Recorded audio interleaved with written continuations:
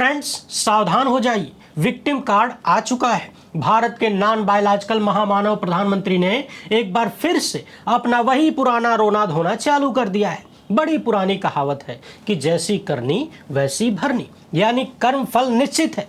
कल आधी रात एक बार फिर से प्रधानमंत्री मोदी ने एक रील शेयर किया और इस रील में इन्होंने उन युवाओं को खूब सारा भला बुरा कहा जिन्होंने जंतर मंतर पर इन्हें गालियां दिया था। हालांकि बहुत सारे लोग ये भी कह रहे हैं कि इशारों में इन्होंने धमकाया भी है, उन्हें शरारती बच्चा बताया, भटका हुआ बताया और तो और विक्टिम कार्ड खेलते हुए कहने लगे कि मुझे तो छोड़िए, मेरी माता स्वर्गवासी माता को भी गंदी गंदी भद्दी भद्दी गालियां दी गई। हुजूर ने क्या क्या कहा है उसका एकदम विश्व गुरु टाइप पोस्टमार्टम तो करेंगे ही, साथ ही साथ ये भी देखेंगे कि कैसे कर्मफल पलट के मिल रहा है। जिन लोगों ने कांग्रेस और गांधी परिवार तथा तमाम विपक्षी नेताओं को करोड़ों अरबों रुपए खर्च करके गालियां दिलवाया, सवाल करने वालों को गालियां दिलवाया, महिलाओं को दुष्कर्म की धमकियां दिलवाया, बदनाम किया, आज देश के युवा उन्हें मुफ्त में गालियां देने लगे हैं। इसके साथ ही बात यह भी करेंगे कि यदि प्रधानमंत्री थोड़े से भी उदार होते, इतने से भी उनके भीतर सहनशीलता होती, सोचने विचारने की क्षमता होती, जिस पद पर है उस पद की प्रतिष्ठा को समझते, तो इन बच्चों की गालियां सुनने के बाद क्या करते और असल में उन्हें करना क्या चाहिए। एक बात और विशेष है, वो ये कि अपने वीडियो में हुजूर ने कहा कि हम नहीं चाहते युवा कोर्ट कचहरी के चक्कर लगाएं, मगर जैसा कि मैंने कहा है, हुजूर जो कह दें समझिए कि उसका उल्टा होने वाला है। तो युवा सावधान रहें, कुछ भी हो सकता है। अभी विस्तार से बात करेंगे। उधर चर्चा ये भी है कि जिन युवाओं की गाली वाली वीडियो वायरल हुई थी उन्हें चुन चुन कर निशाना बनाया जा रहा है और उनसे माफीनामे वाला वीडियो बनवाकर वायरल किया जा रहा है। अब ये किस तरीके से भारतीय जनता पार्टी और आरएसएस के लिए उल्टा हो सकता है, इस पर भी बात करेंगे। समझने वाली बात यह है कि कल दिन में ही प्रधानमंत्री मोदी के एक चहेते गालीबाज सांसद ने, भाजपाई सांसद ने खड़े होकर संसद में प्रथम प्रधानमंत्री को गालियां दिया है और रात में प्रधानमंत्री विक्टिम कार्ड खेलते हैं कि हमको गरिया दिया, हमारी माता को गरिया दिया। इतना ही नहीं, जेन अल्फा के बच्चे जो पिछले दिनों स्कूल में बिजली, पंखा, बाथरूम, पीने के पानी आदि समस्याओं को लेकर सड़क पर उतरे थे, प्रशासन ने तुरंत इनकी बात मान भी लिया था। लेकिन अब खबरें आ रही हैं कि पुलिस का डंडा भी दिखाया जा रहा है, यानी डराया जा रहा है। इस वीडियो में हम ये समझने का प्रयास करेंगे कि जो जेनजी प्रधानमंत्री को गालियां दे रहा है, इसमें पुरानी व्यवस्था का कोई देन नहीं है। बोया पेड़ बबूल का तो आम कहां से हो। हुजूर, ये पौधे आपकी सत्ता के द्वारा ही लगाए गए हैं जो गालियां दे रहे हैं। ये वीडियो बहुत ही महत्वपूर्ण होने वाली है। महात्मा बुद्ध का एक उदाहरण लेकर भी पूरे सीन को समझने का प्रयास करेंगे। आप किसी भी राजनीतिक दल के समर्थक क्यों न हो या फिर खुद को अराजनीतिक मानते हो, सामान्य जीवन में भी गालियों का क्या महत्व है, गालियां निकलती क्यों हैं और इन्हें किस तरह से लेना चाहिए, उन सब पर बात करेंगे। इसलिए एक एक शब्द को ध्यान से सुनते जाइए। हजारों साल पहले महात्मा बुद्ध ने गाली जैसे कृत्य पर जो किया था उसको समझने का प्रयास करिएगा, जीवन में बहुत बड़ा बदलाव दिखेगा।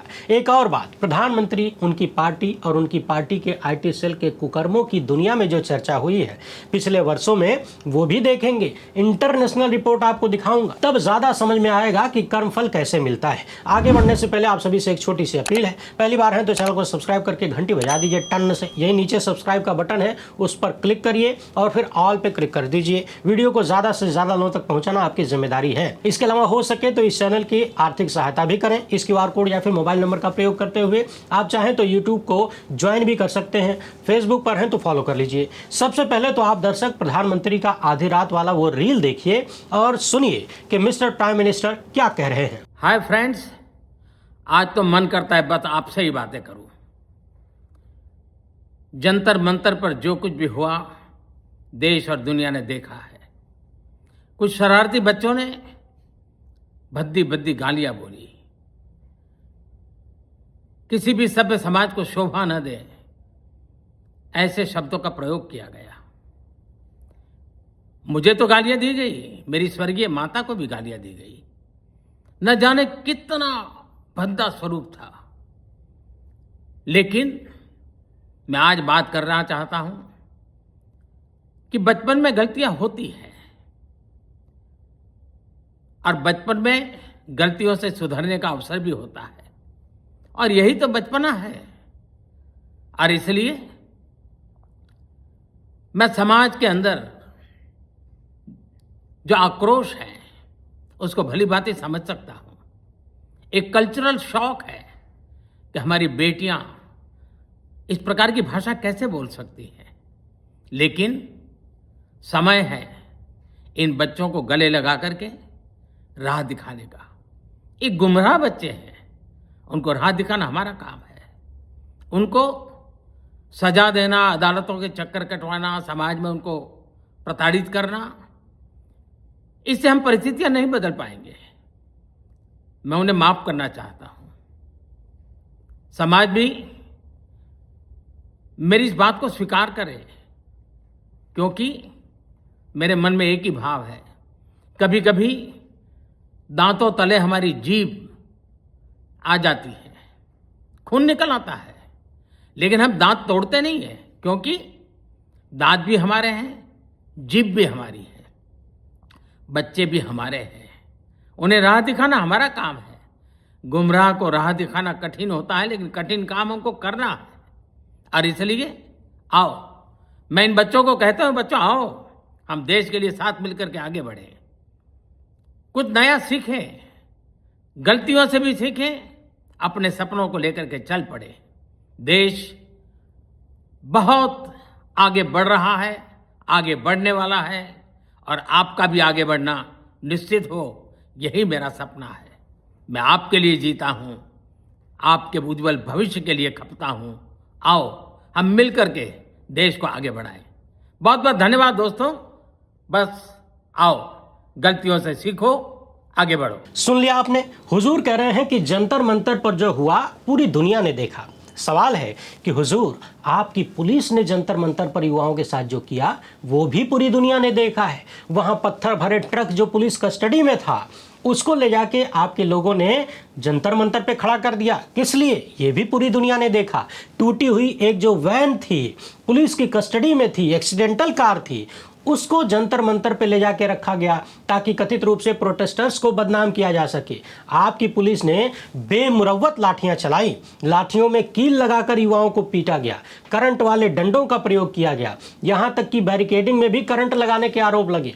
और तो और पैलेट गन का इस्तेमाल किया। एक ऐसी गन का इस्तेमाल आपने करवाया जिसके प्रयोग को अब तक आप ही की सरकार खुल के स्वीकार नहीं कर पा रही है, हिम्मत नहीं हो रही है। आज आप कह रहे हैं कि मुझे और मेरी स्वर्गीय मां को भद्दी भद्दी गालियां दी गई, ऐसी ऐसी गालियां जो कभी किसी भी सभ्य समाज को शोभा नहीं देती। आप कह रहे हैं कि कल्चरल शॉक लगा है कि हमारी बेटियां इस प्रकार की भाषा का इस्तेमाल कैसे कर सकती हैं। तो हे प्रधानमंत्री, आप ही बताइए, इसी जंतर मंतर पर आपकी पुलिस इन्हीं बेटियों के प्राइवेट पार्ट में सरकारी डंडा घुसेड़ने का प्रयास कर रही थी, डंडे से धक्का लगा रही थी। आपकी पुलिस अधिकारी सरेआम बच्चियों को थप्पड़ मार रहे थे, आसपास खड़े पुलिस वाले मजा ले रहे थे। क्या ये दुनिया के किसी भी सभ्य समाज को शोभा देता है? क्या ये कल्चरल शॉक नहीं था मिस्टर प्राइम मिनिस्टर? आप कह रहे हैं कि ये बच्चे गुमराह हैं और गालियों से समाज में आक्रोश है। ऐसा बिल्कुल नहीं है प्रधानमंत्री जी। बच्चों की गालियों से जिस समाज में आक्रोश है वो आपकी पार्टी का समाज हो सकता है। हालांकि इसमें भी संदेह, जिस पार्टी ने शायद दुनिया में पहली बार गाली देने वाली फौज तैयार किया हो, उसे गालियों से भला कैसा शौक लग जाएगा? आपकी बनाई गई फौज में तमाम ऐसी लड़कियां और महिलाएं हैं जो महात्मा गांधी तक को सरेआम गालियां देती हैं। तब आपको कभी कल्चरल शॉक नजर नहीं आया मिस्टर प्राइम मिनिस्टर? आपकी पार्टी ऐसी महिलाओं लड़कियों को आगे बढ़ाती है, उन्हें सम्मान देती है, इनाम देती है। काश के आपने उन्हें राह दिखाया होता समय पर। आप कह रहे हैं कि ये भटके हुए बच्चे हैं। नहीं मिस्टर प्राइम मिनिस्टर, ये भटके हुए नहीं, ये सटके हुए बच्चे हैं। आपकी बिना जवाबदेही वाली भ्रष्ट शिक्षा व्यवस्था ने इनके दिमाग को सटका दिया है। आगे हुजूर ने कहा कि मैं इन्हें माफ करना चाहता हूं, मैं इन्हें सजा देना या अदालतों के चक्कर कटवाना नहीं चाहता, समाज में भी प्रताड़ित करवाना नहीं चाहता। इससे परिस्थितियां बदलेंगी नहीं।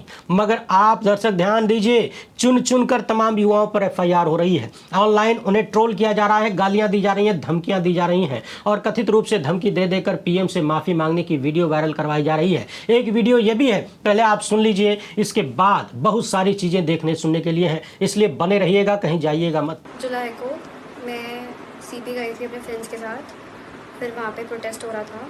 मैंने वहाँ पे कोक पी, वहाँ पे ग्रुप्स बने हुए थे बहुत सारे। वो लोग बहुत चीज़ें बोल रहे थे, बहुत गालियाँ दे रहे थे प्रधानमंत्री जी को। उन लोगों के इन्फ्लुएंस में आके कि तुम लोग भी बोलो, तुम लोग भी बोलो, कोई सब बोलो करके मैंने बहुत चीज़ें बोली। मैं भी मात्र 15 साल की हूँ। मैंने जो करा वो माफ़ी के लायक नहीं था। मैंने बहुत गंदी चीज़ें बोली है, बट ये मेरी पहली और आखिरी गलती होगी। इसके बाद मैं ऐसा कुछ नहीं करूँगी और ना ही वो चीज़ मैंने कभी पोस्ट की थी। मैं पूरे देश से माफ़ी मांगती हूँ। मेरे मैं इतनी शर्मिंदा हूँ, मैं अपनी नज़र भी नहीं उठा पा रही हूँ। मैं सबसे माफ़ी मांग रही हूँ, मुझे प्लीज़ माफ़ कर दीजिए, प्लीज़। सुन लिया आपने, लोग कह रहे हैं कि हर तरह का दबाव बनाकर यानी एफआईआर से लेकर पुलिस या धमकी, सामाजिक प्रेशर, सब कुछ डाल के माफी मंगवाने और वीडियो बनवाने का काम हो रहा है और महामानव की छवि को दोबारा ठीक करने की कोशिश हो रही है। बाकियों को संदेश देने का प्रयास है कि देखो, अगर गाली दिए महामानव को तो ऐसे ही माफी मांगनी पड़ेगी, एफआईआर हो जाएगा, जेल जाना पड़ेगा। अब प्रधानमंत्री ने अपने वीडियो में कहा कि ये कल्चरल शॉक है, तो सवाल ये है कि ये कल्चरल शॉक पैदा कब हुआ। इस वीडियो में ये लड़की कहती है कि मेरी उम्र 15 साल है, यानी इनका जन्म 2011-12 के आसपास हुआ होगा। 2.5-3 साल की उम्र में बच्चे कम से कम इस तरह की गालियां तो नहीं सीखते हैं। और इसके बाद का पूरा अपना जीवन इस बच्ची ने अमृतकाल में बिताया है। जो भी सीखा है वो अमृतकाल की देन है। 2014 से लेकर 26 तक यानी लगभग 12.5 साल, इन 12.5 सालों में भारत के कल्चर को ठीक करने या ठीक रखने की जिम्मेदारी किसकी थी? सोशल मीडिया के जमाने में गालियों की फौज किसने तैयार किया? भाजपा आईटी सेल को गालीबाज सेना क्यों कहा जाता है? आप दर्शक ईमानदार एनालिसिस करके बताइए कि क्या 2014 से पहले भारत में इतनी कटु राजनीति होती थी? क्या इस कदर गालियां और नफरत फैलाई जाती थी? क्या राजनीतिक कटुता व्यक्तिगत व्यवहार और संबंधों को खराब करती थी? क्या राजनीतिक द्वेष बाप बेटों के बीच के रिश्तों में आ जाता था? क्या रिश्ते खराब होते थे राजनीतिक समर्थन और विरोध के कारण? इस बच्ची की अब तक की पूरी पढ़ाई लिखाई और इस पर सामाजिक प्रभाव 2014 के बाद बीजेपी आरएसएस ने जो बनाया है उसी का है।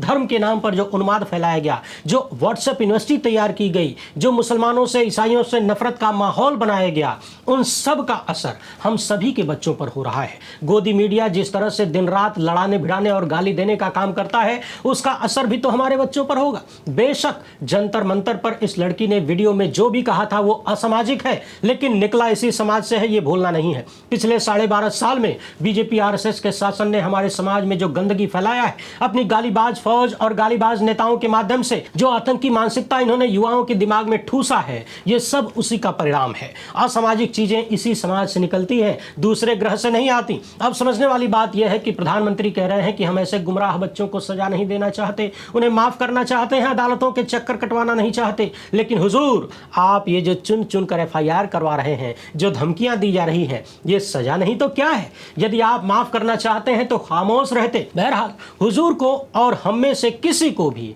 ऐसे मामलों में क्या करना चाहिए, महात्मा बुद्ध ने क्या किया था, क्या संदेश दिया था, उसको तो समझेंगे ही, मगर पहले हुजूर के कुछ और कारनामों को याद कर लेना जरूरी है कि इन्होंने खुद क्या क्या किया है और अपने लोगों से क्या क्या करवाया है।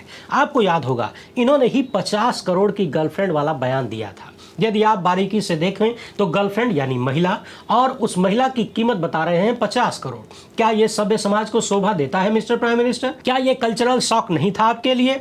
इन्होंने ही कांग्रेस की विधवा शब्द का इस्तेमाल किया था। क्या यह सभ्य समाज की भाषा थी? इन्होंने ही जर्सी गाय कहा था। किसके लिए कहा था आप समझ सकते हैं। क्या यह भी सभ्य समाज की भाषा थी, या फिर यही बीजेपी आरएसएस की ट्रेनिंग है, यही उसका सभ्य समाज है? प्रधानमंत्री कभी आंदोलन करने वालों को आंदोलनजीवी कहते हैं, कभी शाहीन बाग में बैठी महिलाओं को उल जुलूल बयान देकर भड़काते हैं, दूसरी धर्म वालों को घुसपैठिया और न जाने क्या क्या कह देते हैं। 2024 के चुनाव में ही कितना सारा झूठ बोला, नफरत फैलाया। दुनिया में शायद पहली बार भारतीय जनता पार्टी ने ही गाली देने वाला आईटी सेल बनाया, एक फौज तैयार किया, और उसी फौज के सारे गुर्गे दिन रात लोगों को गालियां देते हैं, मां बहन की गालियां देते हैं, गंदी गंदी भद्दी भद्दी गालियां और धमकियां देते हैं। मुझे खुद याद नहीं कि कितनी हजार या लाख गालियां दी जा चुकी हैं, जबकि मैं हर बात तथ्यों पर करता हूं। कभी किसी असभ्य शब्द का प्रयोग नहीं किया, अपशब्द नहीं बोला, कर भी नहीं सकता। सवाल पूछना मेरा धर्म है, वही कर रहा हूं। मगर सवालों से इनके लोगों को इतनी तकलीफ है कि सिर्फ गालियां ही नहीं, कभी भी किसी भी लेवल की धमकी भी आ जाती है। जान से मारने से लेकर पूरे परिवार तक को खत्म करने की धमकियां मिल जाती हैं। यहां तक कहा जाता है, मालूम है कहां रहते हो, कैसे रहते हो, सबको खत्म कर दिया जाएगा। और ऐसा एक बार नहीं कई बार हो चुका है। लेकिन चूंकि हमें विक्टिम कार्ड खेल के रोना धोना मचा के वोट नहीं लेना है, इसलिए इन चीज़ों को चुपचाप इग्नोर किया जाता है। डर तो लगता ही है, मगर किया क्या जाए।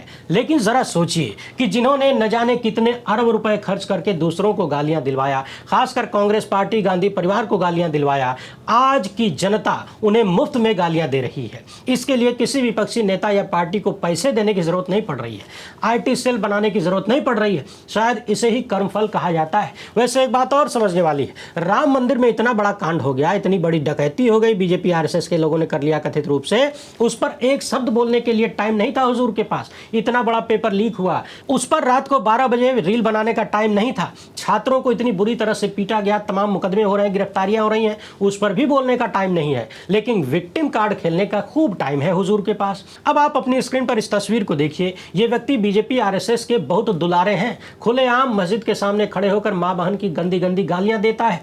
एक बार नहीं, बहुत बार ये दे चुके हैं। कभी बीजेपी इस पार्टी से बाहर करती है, फिर अंदर ले लेती है। बहुत प्यार दुलार जो है इनसे। याद करिए, टीवी के बहस में भाजपा के प्रेम शुक्ला ने कांग्रेस के प्रवक्ता को उनकी मां को गंदी गंदी गालियां दिया था। अभी कल ही भाजपा के गालीबाज सांसद निशिकांत दुबे ने भरी संसद में क्या कहा, जरा इन्हें सुन लीजिए। भारत के प्रथम प्रधानमंत्री, जिन्हें पूरी दुनिया सम्मान देती है, उनका लोहा मानती है, जिन्होंने आज के भारत की नींव रखा, उन पंडित नेहरू को पीएम मोदी के दुलारे सांसद क्या कह रहे हैं, जरा सुनिए।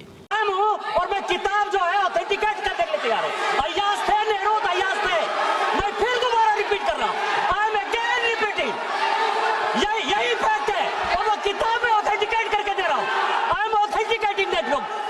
सुन लिया आपने, प्रधानमंत्री मोदी को अपनी मां को दी गई गाली खल गई, जिनकी मौत अभी कुछ साल पहले हुई है। हालांकि हुजूर मां की मौत पर भी अपने बाल तक नहीं मुड़वा पाए, लेकिन जब भी राजनीतिक लाभ लेने की जरूरत पड़ती है तो मां को खींच लाते हैं। बहरहाल, संसद में कल ही निशिकांत दुबे प्रथम प्रधानमंत्री को अय्यास बता रहे थे। अरे मैं तो कहता हूं कि भारत के हर प्रधानमंत्री को पंडित नेहरू जैसा अय्यास होना चाहिए। यदि पीएम अय्यास हो और उसकी अय्यासी से देश को तमाम बड़े बड़े संस्थान मिल जाएं, बड़े बड़े आईआईटी, आईआईएम और एम्स जैसे संस्थान मिल जाएं, अंतरिक्ष में शोध से लेकर कृषि के शोध तक बड़े बड़े संस्थान मिल जाएं, दुनिया में पहचान मिल जाए, बड़े बड़े डैम मिल जाएं, भारतीयों के लिए सरकारी शिक्षा और सरकारी स्वास्थ्य मुफ्त में मिलने लगे, तो फिर ऐसा अय्यास प्रधानमंत्री किसको नहीं चाहिए। भोजन से लेकर तमाम चीजों में भारत आत्मनिर्भर हो, जिस अय्यास प्रधानमंत्री के कारण ऐसा अय्यास प्रधानमंत्री किसको नहीं चाहिए। तो निश्चित ही भारत के हर प्रधानमंत्री को नेहरू जैसा अय्यास होना चाहिए। वैसे एक बात बता दें, ये भाजपाई चाहे जितना नेहरू को अय्यास बता लें, गालियां दे लें, ध्यान रखिएगा, नेहरू का नाम किसी भी एपस्टीन फाइल में नहीं आया था और ऐसी कोई भी फाइल दुनिया के किसी डोनाल्ड ट्रंप के पास नहीं थी, किसी अमेरिका और इजराइल के पास नहीं थी, जिसे दिखाकर वो भारत के प्रधानमंत्री को ब्लैकमेल कर सके, उन्हें अपने चरणों में झुका सके, लोटासन करवा सके, हर बात मनवा सके। एक बार फिर से कहता हूं, अगर भाजपाइयों की नजर में पंडित नेहरू अय्यास थे तो ये भारत का सौभाग्य था। ईश्वर करे नेहरू जैसा अय्यास प्रधानमंत्री भारत को बार बार मिले, 1000 बार मिले। वैसे सवाल तो ये भी है कि क्या पंडित नेहरू ने कभी किसी लड़की की जासूसी करवाया था? क्या वो अपनी पत्नी को अदर में छोड़कर भाग गए थे? क्या उनके ऊपर आरोप लगा कि महिलाओं को टिकट तब देते हैं, सांसद तब बनाते हैं जब महिलाएं उनके साथ सोती हैं? क्या पंडित नेहरू पर यह आरोप लगा कि वो चीन जैसे दुश्मन देश में जाकर वहां पर कुछ गड़बड़ सड़बड़ करते थे और उसका कच्चा चिट्ठा सुब्रमण्यम स्वामी जैसों के पास है? लेकिन हमें क्या मिला? तो पंडित नेहरू कहते हैं कि माते, देश आजाद होने से यही मिला कि आप अपने देश के प्रधानमंत्री की गिरहबान पकड़ सकती हैं। जरा सोचिए, गालियां सुनकर प्रधानमंत्री इतने विचलित हो गए। यदि कोई इनके गिरहबान को पकड़ लेता तो शायद उस महिला को वहीं AK-47 से भून दिया जाता।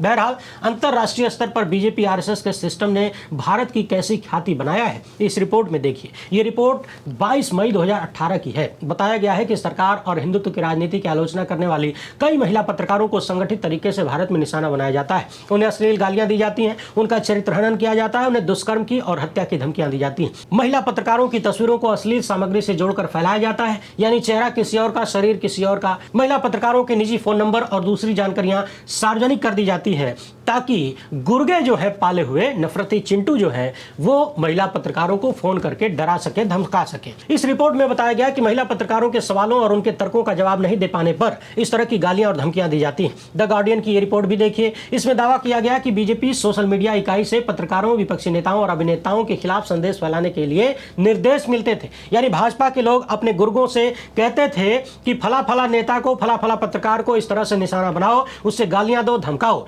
भाजपा वाले व्हाट्सएप के माध्यम से अपने पाले हुए गालीबाजों को निर्देश देते थे और फिर उनके पालतू गालीबाज गुर्गे सबको निशाना बनाते थे। गार्डियन की रिपोर्ट 2022 की है। देखिए, इसमें महिला पत्रकार राणा अय्यूब को 27 महीने में भेजे गए 85 लाख से अधिक ट्वीट का अध्ययन किया गया। इसमें पता चला कि कुछ ही सेकंड में बड़ी संख्या में अपमानजनक जवाब उनके ट्वीट पर आते हैं और यह सामान्य नहीं है। इन महिला पत्रकार को बार बार बलात्कार और हत्या की धमकियां दी जाती थी, जो कि सामान्य नहीं था। मोदी शाह के ही एक दुलारे सांसद ये भी थे। भरी संसद में इसी देश के एक मुस्लिम सांसद को इन्होंने कैसी गंदी गंदी और भद्दी गालियां दिया था, ये आप सबको याद ही होगा। नहीं याद है तो एक बार थोड़ा सा सुन भी लीजिए। क्यों ले रहे हैं मोदी साहब? सिरे नहीं ले रहे हैं, सिरे ले रहे हैं देश के वैज्ञानिक। ओए बड़वे, ओए उग्रवादी, सिरे ले रहे हैं। ए उग्रवादी, बोलने नहीं दूंगा कभी खड़ा होगा, ये बता रहा हूँ। ए उग्रवादी कटवे सर, ये जो श्रेय अगर जाता है तो देश के प्रधानमंत्री को जाता है। प्लीज ये आतंकवादी है, उग्रवादी है, ये मुल्ला आतंकवादी है। इसलिए सर अभी मैं बताना चाहता हूँ, अधीर रंजन जी अभी शोर मचा रहे थे, लिस्ट पढ़ रहे थे। उस लिस्ट में अधीर रंजन जी जब लिस्ट पढ़ रहे थे 1975 से लेकर अभी तक, इसकी बात करते रहना थी। बाहर देखो इन मुल्ले को, अभी रोड पढ़ रहे थे सर। इसरो ने वर्ष 2019 से अब तक 52 सुन लिया आपने, ये मोदी शाह के दुलारे सांसद रमेश विधुड़ी थे और बसपा के सांसद को, मुस्लिम सांसद को गालियां दे रहे थे, पूरी कौम को गाली दे रहे थे। आज प्रधानमंत्री तमाम बच्चों को भटका हुआ बता रहे हैं, लेकिन अपनी पार्टी के बुढ़ों को नहीं देख पा रहे हैं। देश के बच्चों से ज्यादा भाजपा और आरएसएस के जो बूढ़े हैं वो भटके हुए नजर आते हैं। अभी हाल ही में हमने बताया था कि कैसे भाजपा के ही इंटेलेक्चुअल सेल के पूर्व हेड, यानी उनके यहाँ जो बौद्धिक विचारक हैं, बहुत बुद्धिमान जो लोग हैं, उनमें से एक ये व्यक्ति बाकायदा एक वीडियो में कहते हैं कि लोकतांत्रिक महिलाएं, आवाज उठाने वाली महिलाएं, कम्युनिस्ट विचारधारा की महिलाएं, आंदोलन करने वाली महिलाएं गैंगरेप पसंद करती हैं। उनके साथ जब सामूहिक दुष्कर्म होता है तो वो मजा लेती हैं, इसकी शिकायत नहीं करती हैं। इस वीडियो में हमने विस्तार से पूरी कहानी दिखाया था, नहीं देखे हैं तो जरूर देखिएगा इसको। अब सवाल यह है कि हे प्रधानमंत्री, देश के बच्चों को सही रास्ते पर लाने की बात करने से पहले यदि आपने बीजेपी आरएसएस के बूढ़ों को सही रास्ते पर ला दिया होता तो शायद बच्चे खुद ब खुद रास्ते पर आ जाते। बच्चे आखिर बूढ़ों से ही तो सीखते हैं। आप ही के बूढ़ों पर आरोप लगता है कि वो छोटे छोटे बालकों का यौन शोषण करते हैं, और आप ही के विद्वान बोर्ड के पढ़े लिखे लोग लड़कियों के लिए क्या क्या बोल रहे हैं, क्या ये सब आप नहीं देख पाते हैं? अब आते हैं उस मूल मुद्दे पर कि असल में गाली है क्या, गालियां क्यों दी जाती हैं। तो समझने वाली बात यह है कि गाली भले ही असामाजिक कही जाती हो या असामाजिक लगती हो, लेकिन ये इसी समाज में पैदा हुई, इसी समाज में पलती बढ़ती है और अपनी निरंतरता को बनाए रखे है। गालियां शारीरिक हिंसा न करते हुए अपनी भावनाओं को प्रकट करने का एक माध्यम है, अपनी नाराजगी, अपनी खुन्नस, अपने उन्माद को जबान से बाहर निकालने का एक माध्यम है। जिस तरह से भाषा भावनाओं को प्रकट करने का एक मीडियम होता है, उसी तरह गालियां गुस्सा या नाराजगी को जबानी रूप से प्रकट करने का एक माध्यम होती है। मैं आपको महात्मा बुद्ध की एक कहानी सुनाता हूं, इसको अपने दिल में उतार लीजिए, छोटे में बताऊंगा। एक बार महात्मा बुद्ध किसी गांव में लोगों को बिठाकर ज्ञान की बातें कर रहे थे। तभी एक व्यक्ति दौड़े दौड़े गुस्से में आता है और महात्मा बुद्ध के ठीक सामने खड़ा हो जाता है। चारों तरफ महात्मा बुद्ध के शिष्य बैठे थे। बुद्ध ने पूछा कि क्या हुआ, क्या कहना चाहते हो, कहो। तो व्यक्ति गुस्से में आता है और उसने सीधे महात्मा बुद्ध के चेहरे पर थूक दिया। आसपास बैठे लोग नाराज हो गए, तिलमिला उठे, लेकिन महात्मा बुद्ध के चेहरे पर कोई शिकन नहीं थी। उन्होंने चुपचाप अपना चेहरा पोंछ लिया और चेहरा पोंछने के बाद पूछते हैं कि बताओ क्या कहना चाहते हो। इसके तुरंत बाद वो थूकने वाला व्यक्ति बुद्ध के चरणों में लौट जाता है, माफी मांगने लगता है। ये देखकर लोग और भी ज्यादा हैरान रह गए। बाद में जब उनके प्रिय शिष्य आनंद ने पूछा कि वो व्यक्ति गुस्से में आपके ऊपर थूक देता है और आप कुछ नहीं कहते, उल्टा उससे हालचाल पूछने लगते हैं, ये क्या तरीका है? तो महात्मा बुद्ध कहते हैं कि दरअसल उसका थूकना उसकी भावनाओं का प्रदर्शन था। वो नाराज था, गुस्से में था, उसके पास अपनी नाराजगी को व्यक्त करने के लिए शब्द नहीं थे, इसलिए उसे कुछ नहीं सूझा तो उसने थूक दिया। यानी हर व्यक्ति के भावनाओं को प्रकट करने का अपना तरीका अलग अलग हो सकता है, अलग अलग होता है। ये उसकी शिक्षा, मानसिक स्थिति, सामाजिक प्रभाव, आनुवांशिकी और तमाम चीजों पर निर्भर करता है, समाज पर भी निर्भर करता है। इसलिए यदि आप मूल को सुधारना चाहते हैं तो थूकना या गाली देने को महत्व देने की बजाय उसकी जड़ में जाना होगा। आज प्रधानमंत्री को जो युवा गाली दे रहे हैं वो उनके गुस्से, उनकी नाराजगी का सिर्फ एक घोतक है। वो जिस माध्यम से अपनी कुंठा निकाल सकते हैं, अपनी नाराजगी को व्यक्त कर सकते हैं, वो कर रहे हैं। लेकिन जिस तरीके का व्यवहार मोदी सरकार युवाओं के साथ कर रही है वो मूल समस्या को दूर करने की बजाय बदला लेने की भावना है। आपको क्या लगता है, युवाओं पर एफआईआर करके, उन पर लाठियां चलाकर, गोलियां चलाकर, उन्हें डरा के, धमका के, माफी मांगने वाली वीडियो बनवाकर आप उनके गुस्से को खत्म कर रहे हैं? बिल्कुल नहीं। उनकी नाराजगी पहले से और ज्यादा बढ़ेगी, कई गुना हो जाएगी, क्योंकि समस्या की जड़ को आपने छुआ ही नहीं, आप छूना ही नहीं चाहते। अच्छा तो यह होता कि प्रधानमंत्री गाली देने वाले तमाम युवाओं को यह कहते कि मुझे माफ करना, मेरे मेरे कर्म ऐसे थे कि आपको मुझे गालियां देनी पड़ रही हैं। इसके बजाय आपने बच्चों को ही शरारती और गुमराह बताना उचित समझा है। आप उन्हें कहीं न कहीं इशारों में धमका भी रहे हैं, उन्हें गलत बता भी रहे हैं। ये नहीं करना था, आपको अपनी गलती स्वीकारनी चाहिए थी। ये ज़्यादा बेहतर होता उन बच्चों को संदेश देने का, उनको आगे से ठीक करने का। आपको पूछना चाहिए था कि बताओ बच्चों, क्या चाहते हो। आधी रात को वीडियो बनाने से बेहतर था कि प्रधानमंत्री तमाम बच्चों को बुलाकर उनके साथ बैठकर चर्चा करते शैक्षणिक सुधारों पर, लेकिन आपने ऐसा नहीं किया। उल्टे इन बच्चों को गुमराह, शरारती, भटका हुआ, असभ्य और न जाने क्या क्या कह रहे हैं। बता रहे हैं कि दांत के बीच कई बार जीभ आ जाती है, कट भी जाती है, खून भी आ जाता है, लेकिन हम दांत को तोड़कर फेंक नहीं देते क्योंकि दांत और जीभ दोनों अपने हैं। मगर हुजूर, जीभ गलती से दांत के नीचे आ जाती है। यदि जानबूझकर जीभ को दांत के नीचे ले जाया जाए, जो आपकी सत्ता कर रही है, तब फिर दोष दांत का नहीं है, जीभ का है। आप एक बार फिर से दांत को दोषी ठहरा रहे हैं, जबकि गलती जीभ की है। दांत अपनी जगह पर अडिग है, जीभ को सुधरना होगा। मगर आप और आपकी पुलिस के कर्म बता रहे हैं कि वो परिस्थितियों को ठीक करने की बजाय डरा धमका के तानाशाही रवैया अपना के कंट्रोल करना चाहते हैं। मगर ध्यान रहे, ये सब करके थोड़ी देर के लिए लोगों को चुप कराया जा सकता है, परंतु वो चुप्पी जब फूटेगी तो पहले से कहीं ज़्यादा बड़ी हो सकती है। मैं एक बार फिर से कहता हूँ, गालियाँ बीजेपी IT सेल की हों, भाजपा विधायकों, नेताओं की हों, सांसदों की हों, मंत्रियों की हों, उनके कार्यकर्ताओं की हों, प्रधानमंत्रियों की हों, नफरती चिंटियों की हो, या फिर आंदोलनकारी युवाओं की, लड़कों की, लड़कियों की, ये ठीक नहीं है। मगर इसका हल बदला लेके नहीं निकाला जा सकता। वैसे आप दर्शक इस मामले पर क्या सोचते हैं? अपनी राय कमेंट बॉक्स में जरूर लिखिएगा। वीडियो पसंद आए तो ज़्यादा से ज़्यादा लोगों तक पहुंचाएं। पहली बार है तो चैनल को सब्सक्राइब कर लीजिए। हमसे जुड़ने के लिए बहुत बहुत धन्यवाद। जय हिंद।